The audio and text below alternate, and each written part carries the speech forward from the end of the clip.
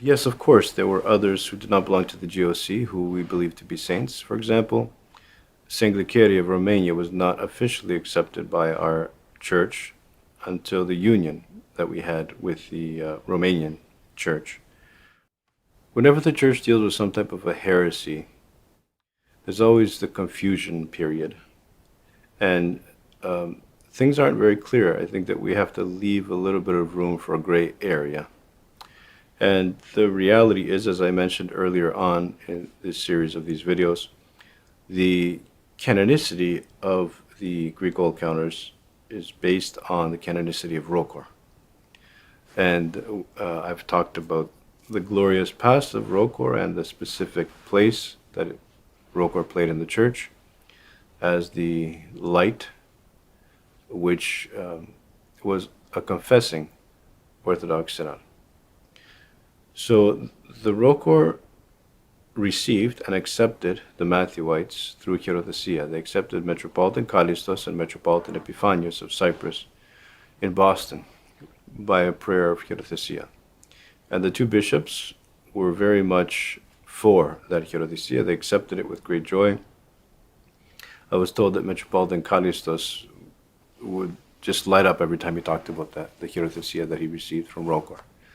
And I saw not too long ago from the archives of Rokor that Metropolitan Callistos actually had audience with the Rokor bishops in 1983. And so that's significant because Metropolitan Callistos belonged to a different synod.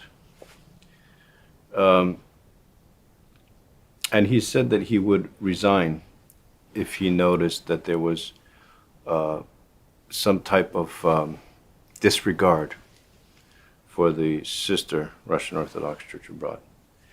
So since the Rokor accepted the Matthewites through Hierothesia, grace filled the jurisdiction, if you will, of the Matthewites.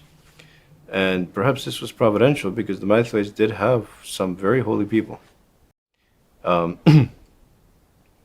So we had, of course, officially we have Saint Glyceri in our Aiologion, in our list of saints. The Matthewites also had an elder Moses, and perhaps in the future I can bring up some details concerning elder Moses of Athikia. His relics are at our monastery, at the monastery of our archbishop, the residence of our archbishop. He was a Matthewite, and he was a disciple of Saint Pachomius. He was a spiritual brother of Saint Nectarios of Pentapolis, and he was a awesome man. There was the Fool for Christ's Sake Haralambos of Kalamata, who reposed, I think it was in 1974, and there was also the Holy Fool for Christ's Sake Tarasia or Tarso, who reposed in 1989. There's a book written about the Holy Fool for Christ's Sake Haralambos by the Skeet of in Kalamata of Panugolaki. And there are two lives of the Fool for Christ's Sake Tarso. One was written by a New Counter theologian, Kornarakis. I met Kornarakis many years ago, and I've met a number of other people who had the blessing of meeting and seeing the righteous Tarso. But there's another life that was written by someone who belonged to our church. He was a Matthewite, and then he came to us. I think he went back to the Matthewites. I'm not sure exactly where he is right now. The life which Kornarakis wrote, I think, was not exactly truthful.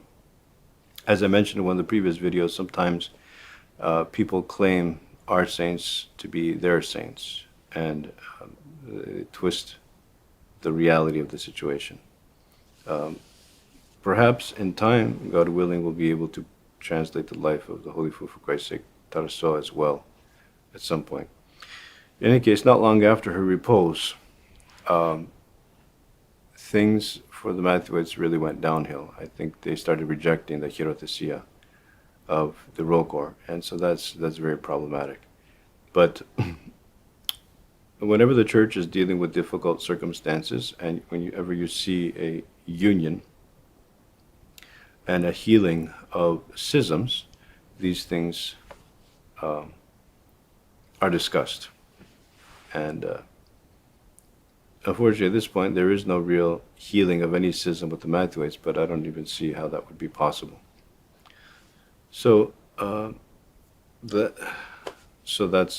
that. There are many saints.